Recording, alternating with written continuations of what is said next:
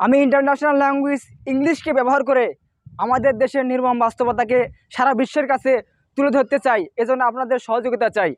আমি বলতে চাই যে বাংলাদেশে কি ঘটতেছে, কি ঘটবে সামনে সব কিছু তুলে ধরতে চাই এই ইন্টারন্যাশনাল ল্যাঙ্গুয়েজ ইংলিশকে অ্যাপ্লাই করে।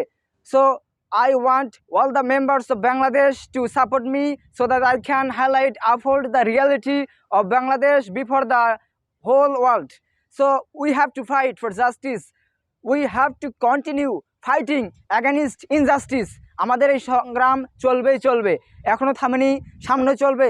আমাদেরকে এখনই থামলেও চলবে না, কেননা বাংলাদেশকে চেঞ্জ করতে হবে। We have to change the structure, we have to reform our country, we have to change the principles of our constitution. So আমাদের এই সংবিধানের মূলনীতি পরিবর্তন করতে, অনেক কিছু পরিবর্তন করতে হবে। এই জন্য আমাদেরকে একতাবদ্ধভাবে কাজ করতে হবে। আমাদের অনেক দাবি দেওয়া আছে, সে দাবিগুলো আমরা পেশ করব সবার কাছে।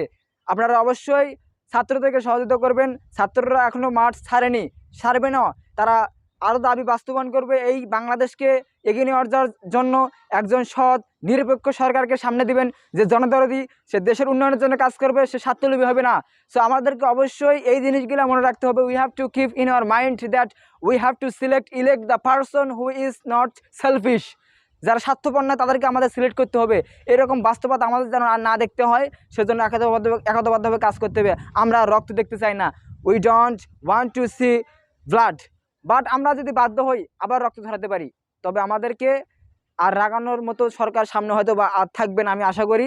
কারণ সরকারদের ইতিহাস থেকে শিক্ষা নেওয়া উচিত। দুর্ভাগ্যক্রমে এই সরকার শিক্ষা নিতে ব্যর্থ হয়েছে, এই সরকারের অজ্ঞতা প্রমাণিত হয়েছে।